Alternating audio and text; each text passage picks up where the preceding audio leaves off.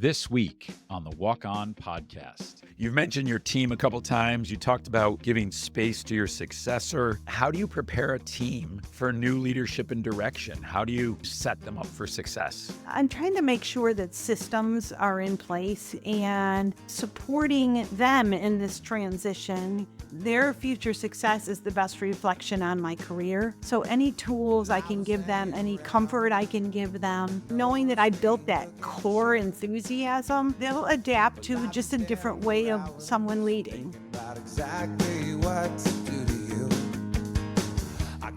Hello and welcome to the Walk On podcast. I should probably say at the beginning, I'm getting over a little bit of a cold, so my voice will probably come and go today, but I'm thrilled with our guest. And before we do that, just welcoming everybody into the podcast. If you're new here, I started a journey about 3 years ago, 2.5 years ago, to really figure out what moved me, what I was passionate about as I look at the rest of my career, and realized one of the things I love doing is talking to people.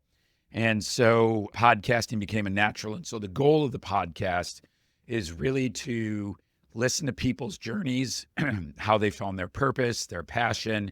And so I'm going to pivot today and do much less talking, but I'm thrilled to welcome Valerie Knoblauch onto the show. Val is the long-term leader of Visit Finger Lakes, Ontario County's tourism agency. She's really been on the cutting edge of promoting the Finger Lakes region and tourism work for a number of years. And I'm sad to say she is retiring soon. So we'll talk a little bit about that today. But Val, welcome onto the show. And please tell us a little bit more about yourself. Thank you, Michael, and hopefully that cold will get past you here. So, Thank you. Yeah, it's been an interesting run, that's for sure. And at the end of May, I'll be finishing up a 40-year career at Finger Lakes Visitors Connection, where I've been the executive director or president since the beginning when the county formed our agency. It started out as a 6-month project that they wanted to improve the tourism industry in Ontario County for the purposes of economic development. And they took a risk on me and I took a risk on them. And here we are 40 years later and still promoting tourism, and everything changes every day. Prior to that, my original education was in English education. I was going to be a teacher and I did that for a year. And while I was teaching and before I was teaching, my real initial job in tourism was as a tour guide in Gold Seal Vineyards. And that got me out with a similar passion to yours and talking to people and presenting the product and seeing how much fun everybody had with the product. And so I was doing that during high school and then through college. It was my summer job. And then when I decided not to continue teaching, my boss at the winery offered me a public relations management job there, and it just sailed from there. I was there about 7 years, loved my job, and then there were some mergers going on, and I decided to get a job closer to home, and this was the one that popped up for me. That's fantastic.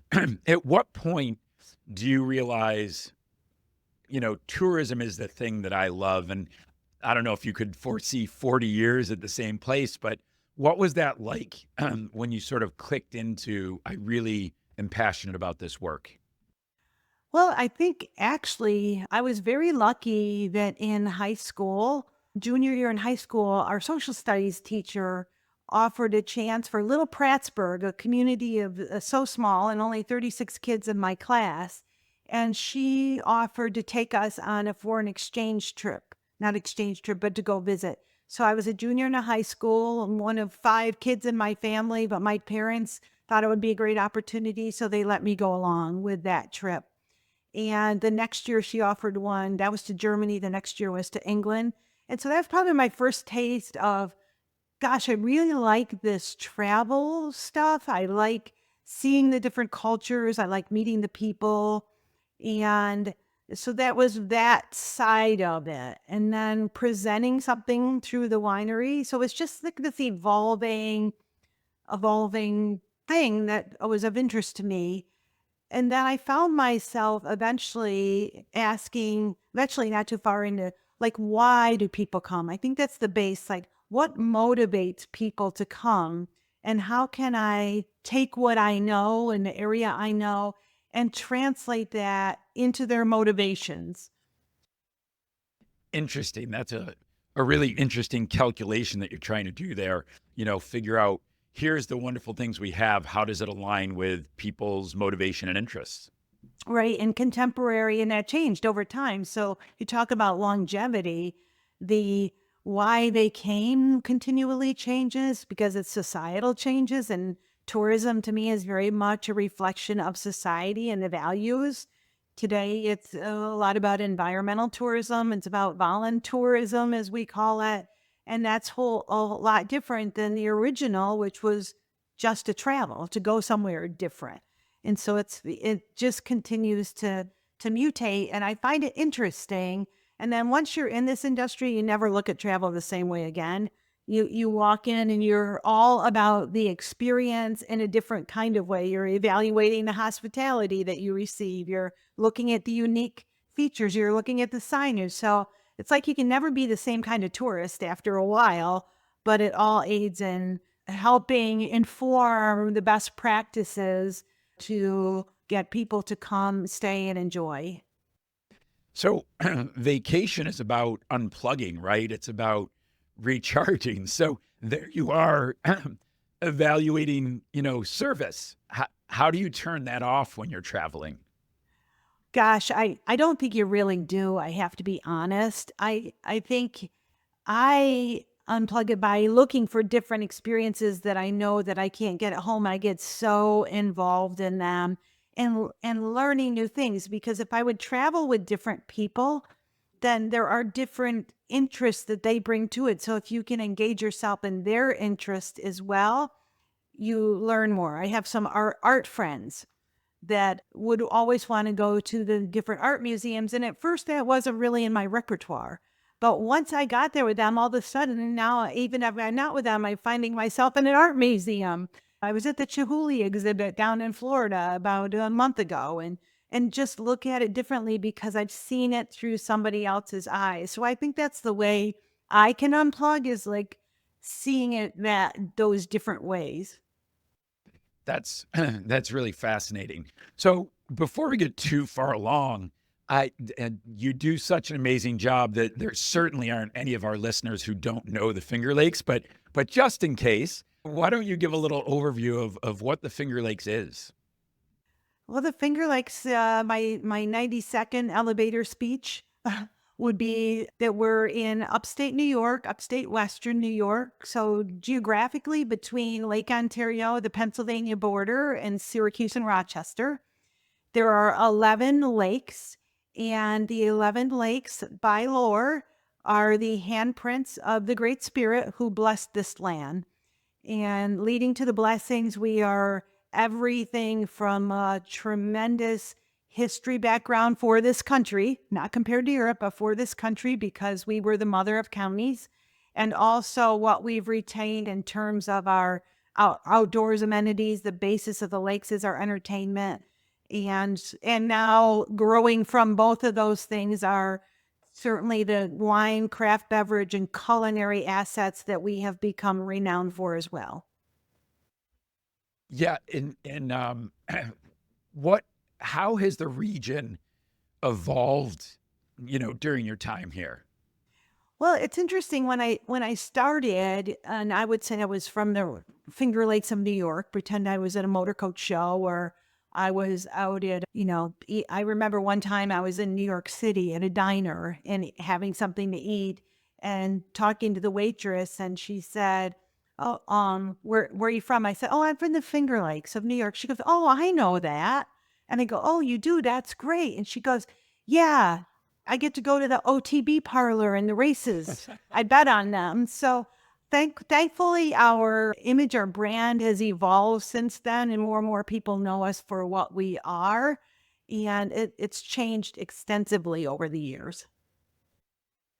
Yeah, and you referenced the wine industry, which we are winning global awards for the quality of wine, but there's really year-round activity besides just culinary and the wonderful wine and beer and spirits and beverages that are here.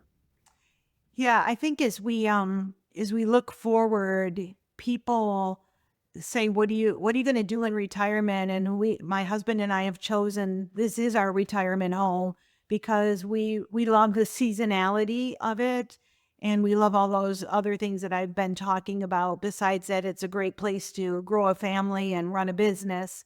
So the seasonality is known. Of course, we're lucky because we have Bristol Mountain right in our area and the ski areas. We're very close to Niagara Falls, Toronto, Buffalo, Syracuse, Thousand Islands. So a lot of co-op things can happen in other seasons. Bicycling can be pretty extended, cross-country skiing.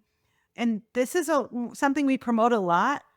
There's nothing like a bed and breakfast with a cozy fireplace and a glass of wine. And to your earlier point, it's just a great place to unplug in any season. There's just a different pace here. Yeah, grew up in Rochester, moved to Atlanta for 20 years, came back. I'm a rare boomerang, and I went to Hobart College, which is right in the heart of the Finger Lakes wine area, and it was just night and day. We moved back in 2016, and it was a different place entirely. And I still have this little nagging voice in the back of my head. I know how extraordinary it is. I know how we're getting recognized nationally, but I had this like, is it really kind of, in the back of my head? And one of my clients is in the public relations world is a massive California wine fan. And the big test was he came up for a work trip and we had some meetings and he stayed at the lake house right on the lake in Canandaigua. And that was a thumbs up, right? That was like, wow, okay, this is pretty special. And then we tried the wine and he's now a zealot. And I think that's what's really fascinating, how much it's changed. But people, once they come and experience it, there's this sense of, oh, I'm on the know. I know what's coming next. And it's the Finger Lakes. So I don't know if you get that from people, that sense of wonder when they come here. I do, and I'm privileged, I'll say, as part of my job that we get to host the media. And these are well-traveled people from literally all over the world. And you take them to experience the things that you just mentioned. And when you do that, you are going around with someone who is looking at everything with fresh eyes. And and one time I had a media in here and we were driving around Honeoye Lake and there were the mailboxes lined up along the road there. And she said, stop. And she was from England, I think, and she was fascinated by the mailboxes and took a picture of them. And so little details like that somebody who is unaccustomed to them all the time, they open your eyes to, that is pretty cool. And then all of a sudden you're running around looking at mailboxes all over the county, and saying, maybe I have more mailboxes I could promote somewhere. But it's that fresh eye approach and everybody with a different interest. And it is real. It really is. And one of the best flatteries I can get is when one of my longstanding tourism friends from across the country calls and says, I want to come and see. You've talked about it, I want to come and see. And that's just rewarding to bring them to your hometown, but then to bring them to the area that you're so proud of. Yeah, and there is a great sense of collegiality as well among people in the industries that are the agritourism industry. And I think that just adds this character that you don't get elsewhere. You mentioned retirement, and I want to pivot to that in a second, but you have this longevity and you have this historical sense of where the Finger Lakes has been. Where does it go in the next 15, 20 years?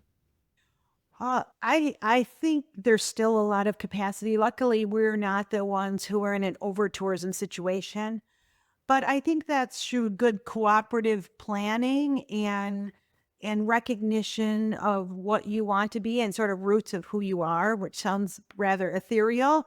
But I think that we always need to maintain our sense of place. So there should not be a Disneyland built in our area. It just doesn't fit.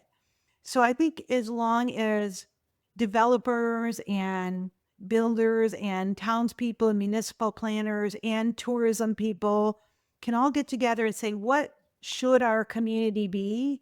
What are our bounds? What are our opportunities? Let's agree upon those.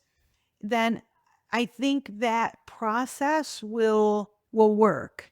So we won't get too big for our britches. We don't want to be there, but we also need to be contemporary. And that's the other challenge of the industry. So for it to grow and to be contemporary, you have to make sure that the resources and the interest in achieving that goal are aligned. Yeah, I remember talking to a couple of years ago, one of the head winemakers at a winery that had just won the Governor's Cup, which is the big recognition in the state of New York of the annual wine competition. And I asked him that same question, and he said, thankfully, we're never going to be Napa, right? We just don't produce enough grapes. We don't have that sense of space. And he said, and as to your point of being contemporary, we can be the Loire Valley, where it's small and spectacular, and people come because of experiences. And, I think you and I have talked about one of the challenges I see, and it's something for economic development people to think about is around the country, not just here, but how do you make that vision real? And I use the example, George Clooney hears about the Finger Lakes. He parks his jet at Penn Airport. And then where do he and Julia Roberts and Brad Pitt, where do they stay? Where do they eat? What's compelling to them? And how do you build those resources that make it continuously interesting? So I know as municipal leaders, as a city council member in Canandaigua, I'm constantly asking, what's our vision? Who do we want to be? And I think that is really why your work has been so valuable and you will be so missed, is continuing to ask, where are we going? How do we, continue to remain on people's radar?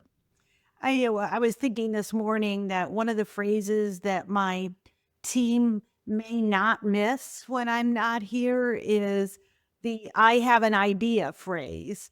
And sometimes my ideas are generated from a really good shower in the morning, and sometimes they're this blend of where I've recently been and seen and what we want to achieve. So with regard to Canandaigua, and congratulations on the 10 million DRI. That's wonderful news, because I just said, like, having the resources to build what your vision is. I think Canandaigua has a little injection that they can take advantage of. But for years, I cannot tell how often I have presented the opportunity, otherwise known as preached, about the opportunity to use like rooftops and the upper floors of buildings for tourism related enterprises, so the public can get up there, restore that theater that's on that second floor, and then tell the stories about it. And people will use that. They're looking for gathering places. So, good for Canandaigua, and that Yeah. is the kind of thing that needs to happen. Good for Phelps.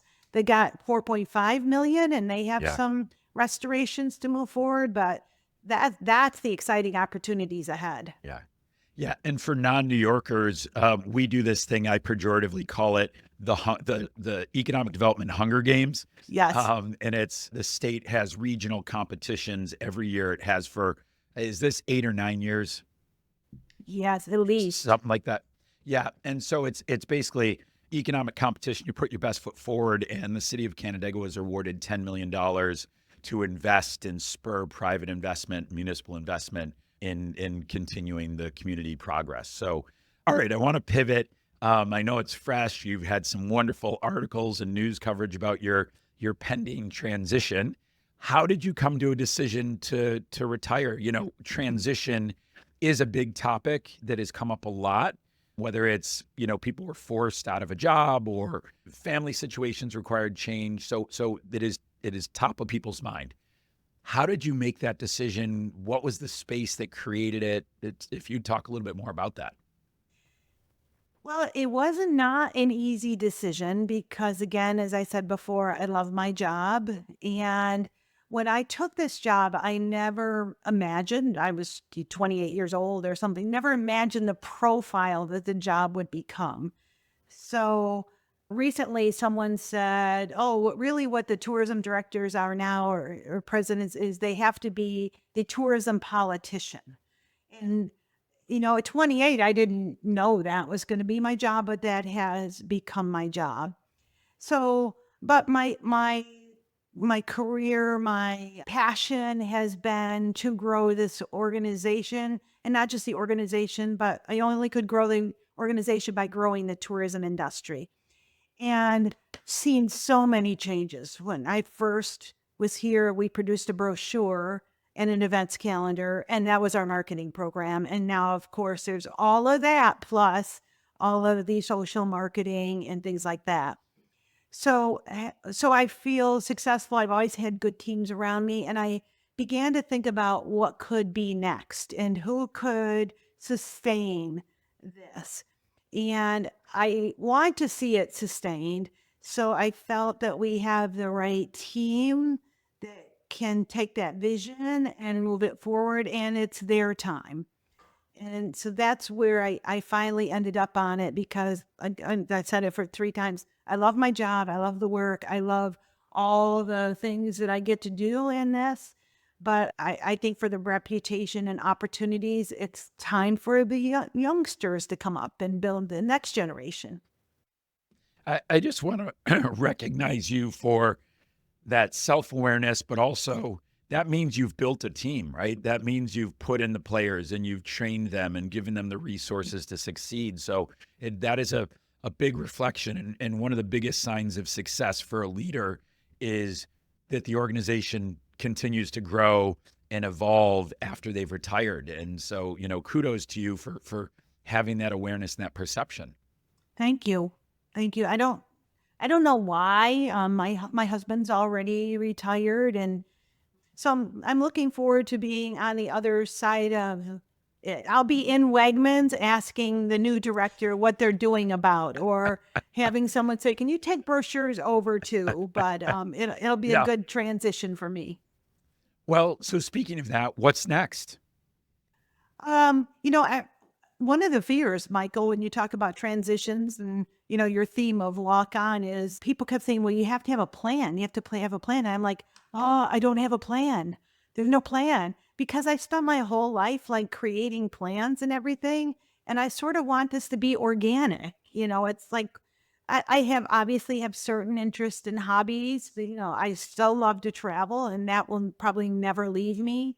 I have my family, my children. I have a great big family in this area. So just being able to freely go there.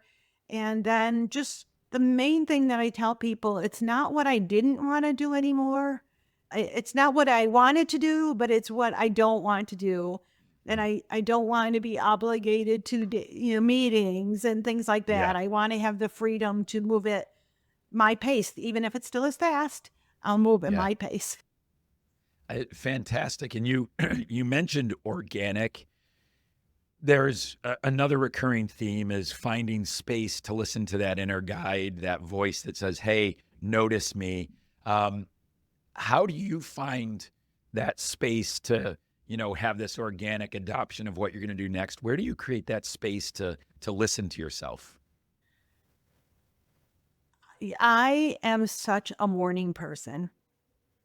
And I love getting up early, and early can be anything from 3:30 to 5, whatever. And I like that space. My mind is fresh and creative, and that's where sometimes I'll have a new idea or two, or think about what my day is, or think about what my day was, and that's my space time. Along with I like to drive and I like to take pictures, I'll use my phone. And so I use drive time as my thinking time sometimes. And before my father passed away, he liked to ride around and we'd all take him on rides and everything. And those rides would be all times of the day and night. And I have so many pictures of Canandaigua City Pier in day, in night, in morning, in sunrise, in sunset, etc., because that was a favorite drive through. And I have those in my head. And speaking of driving, the other day I was driving up near Shortsville and I went on a road I don't think I've ever been on. And I was saying to myself, I don't think I've ever been on this road. This is amazing. I'm seeing a new road. And so I find those two situations to be my most productive for my self time. I I love it, and I really resonate with the drive time. It drives my wife Audrey bonkers, but I'm like, we're coming home from the Victor or the mall or going home, and I'm like, I don't know what this road is. And my dad always used to say, "Well, we're not walking, right? So you're in a car. You can always turn around. You can make a left." And so there is some serendipity in that, and I do love that windshield time too, where it's just not too far, but I've had to drive to Providence a couple times this year and 6 hour drive. And it was just, you can listen to music, you can zone out, you can focus on some things you want to grapple with. So I fully support and endorse and agree with that. Yes. Yeah. So what advice do you have for other people who are contemplating retirement? Don't worry if you don't have a plan.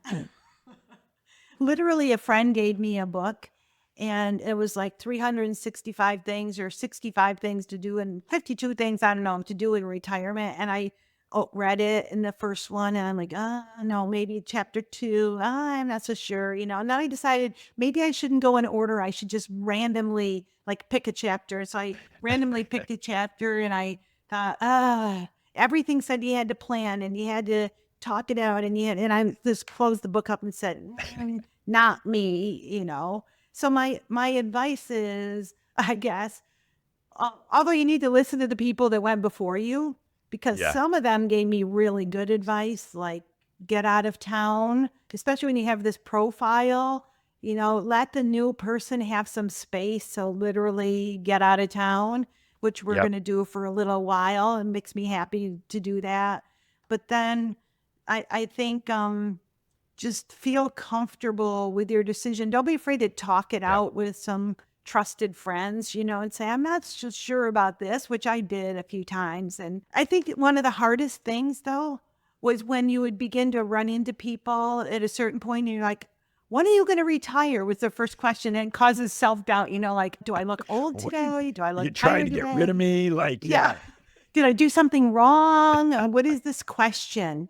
Well, now I realize the question is of interest, interest in you as a person. It's not like, oh, what you did.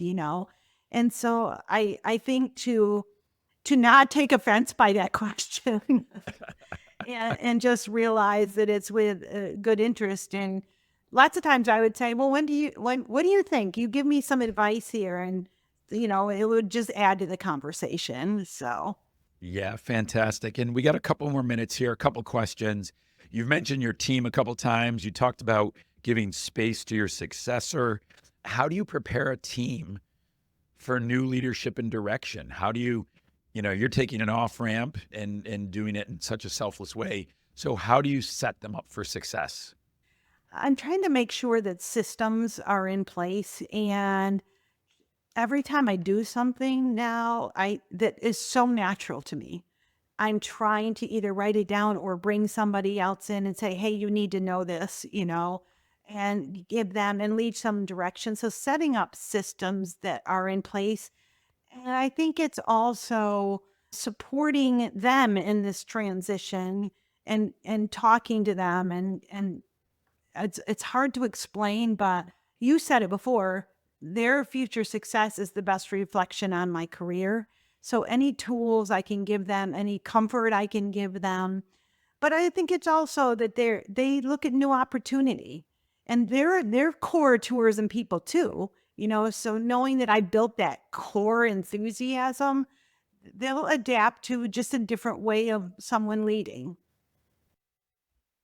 So, last question. One of the things I normally ask is, gee, what advice do you have for people pursuing passion? And what's interesting is it feels like this passion found you. You didn't go seeking it. But with that caveat, what advice do you have for people that are looking for that thing that's going to motivate them, maybe keep them for 40 years? What do you say? Gosh, you shouldn't have left the toughest question for last. I really have to think about that. I I guess I my passion is generated by other people. And so I think look to that in different situations, open your mind to that. Understand that your passions may not be perfectly aligned with others, and trying to understand people and where they're coming from would be an advice. And similar to my friends traveling for art and my friends that traveled for bicycling and my friends that did all of this different thing. I think trying things, never be afraid. There's that phrase that says something like dance like no one is watching. And I sort of feel you have to pursue that kind of attitude towards things so that you can see, man, I really like to dance. And so that I guess I don't know if that all makes sense and blends together, but like live it up and give it a Yeah. try and don't be Yeah. afraid. Although I'm not I, going to I jump out of any airplanes or anything right away, just so you know. that's where you draw the limit. That's Yes. that's off the table. Okay. Yes. So was that one of the things in the book? Was was that a 56 things to do in retirement? Jump out of an airplane? I don't know because I only read 5, remember? I love it. Well, Val, I could do this all day. I don't know that my voice can, but Yes. I really appreciate you being on. I really appreciate the work you've done for Canandaigua, our region. You'll be sorely missed, but we know you're not going far, and you'll keep an eye on us and kick us in the shins when we're not doing the right thing. So thanks for being on. Thank you. It's been very kind of people, the comments that they've made, and I appreciate it. So many friendships I've made over the years, and it will reward me into the future as I think about those. Well, wonderful. This is the Walk On Podcast, people living with passion and purpose, providing a roadmap for your personal journey. Hear their stories. Find your passion, walk on. Again, Val, thanks. Thank you.